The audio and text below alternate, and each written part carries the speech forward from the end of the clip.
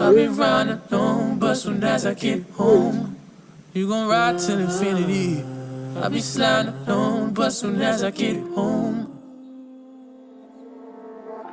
I live life on the road, but soon as I get home, you gon' ride till infinity. I'll be riding alone, but soon as I get home, I'll be riding alone, but soon as I get home, you gon' ride till infinity. I'll be sliding alone, but soon as I get home, I live life on the road, but soon as I get home, you gon' ride till infinity. I'll be riding alone, but soon as I get home,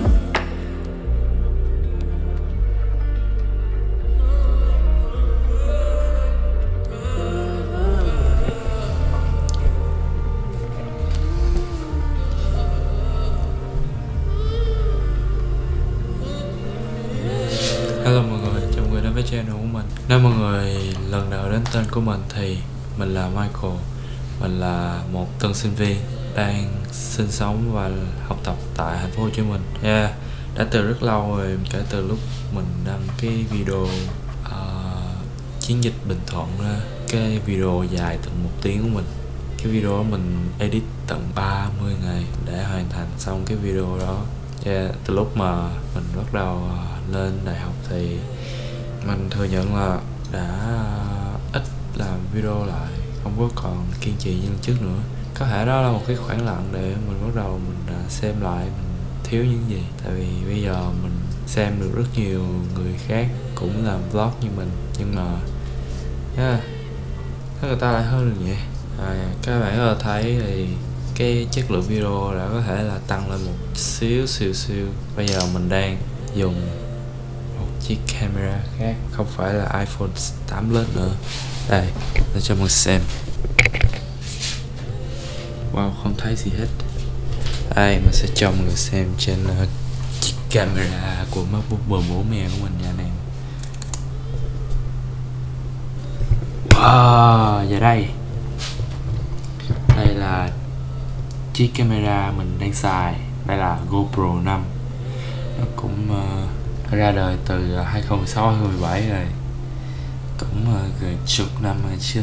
Nó cũng sinh cùng đời với lại iPhone 8 Plus luôn, cho nên anh em ruột thịt. Cái điều là nó có thể gọi là nhỏ gọn, mình mang đi dễ dàng và mình có thể vừa dùng điện thoại vừa quay được, đúng không? Có thể mọi người chưa biết thì mình với anh em mình gồm Phúc, Trực, Trịnh Huy, Phạm Huy, Quốc Anh và mình đang làm một cái project. Tụi mình đang làm một cái clothing brand. Cái logo nó sẽ như này. Đây sẽ là logo. Mình cũng đã để nó trên banner của YouTube và mọi người có thể thấy nó. Mình mong là sau này cái logo đó sẽ phát đi rộng rãi hết khắp cả nước để mọi người có thể mua, đón nhận cái tinh thần tích cực cũng như là cái tinh thần hustle của người Việt Nam mình, hiểu không? Đó là những gì mình muốn nói. Mình sẽ cho mọi người xem a day in life của Michael sẽ trông như thế nào. Ok, let's go.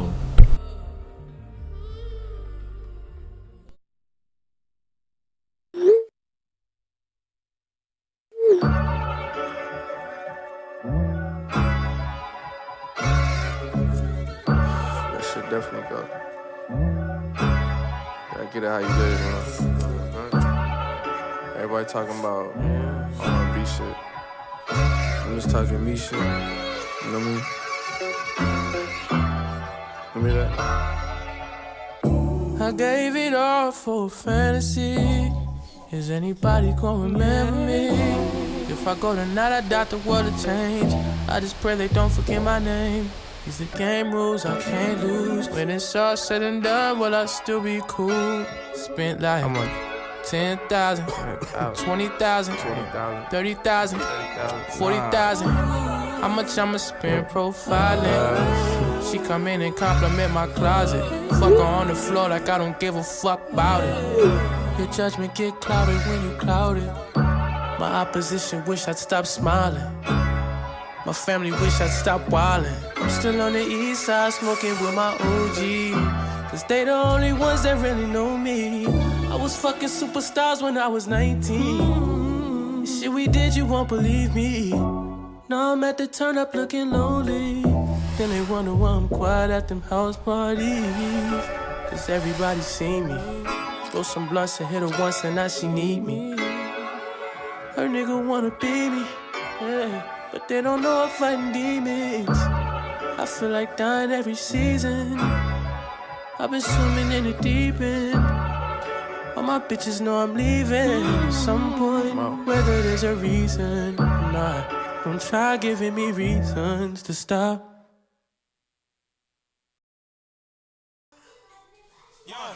Diamonds shine, might lose your vision. Better close your eyes. Yo, circle smoke, I get too close. It just be me and the guys. Keeps on telling me she's for me. I don't believe them lies. Too much ties. Man know me, I get busy. I ain't had time to slide. 50k, got that in the bag. Got that on the way. Bro just itching. It just slid back round. Like I click replay. I bought her the bag. I pay for the hair. Now she look like bae. Sat on your ass all week. You ain't done shit. I don't know what to say. Bro try make man drown, he ain't really into swimming. She caught feelings, I gotta go, she don't even know I'm dipping. So much talk, but you ain't on nothing. You know we winning. In LV and I'm feeling generous, now she won't stop grinning. You man breaking your neck for the back, but me I just tap that one with ease. You man tryna look good for yeah, but me I just hit that one in my teeth. Why did you get that table, fam? You know she coming to me, yo. You know she leaving with me, though. Ain't gonna hear from me, no. My name best put some respect on that. Me, KT, Boom Bear, loud at the flat. Now we out here just counting bands since 018, y'all moving. Hello mọi người, đây cũng là scene cuối cùng trong cái vlog. Đây là live của mình. Và bây giờ là 12 giờ kém. Và nếu các bạn xem đến đây thì mình rất là biết ơn. Mình tin là vlog nó sẽ là thứ để mình lưu lại những kỷ niệm, những cái gì mình đã trải qua và đang trải qua, cũng như là mình update bản thân mình lên một level mới, không có luôn tự tin trước đám đông, luôn biết cách hành xử đối với người khác và giúp đỡ mọi người, luôn tích cực cũng như là hustle. Cảm ơn mọi người đã coi đến hết video này. Đừng quên là like, share nha. Like, share để có những video mới. Mình sẽ ra nhiều hơn trong năm nay. Hôm sau sẽ có nhiều chuyện hay ho cũng như là đời sống trong đại học của mình. Yeah. Và biết ơn mọi người đã xem đến đây. Hẹn mọi người trong video lần sau. Peace.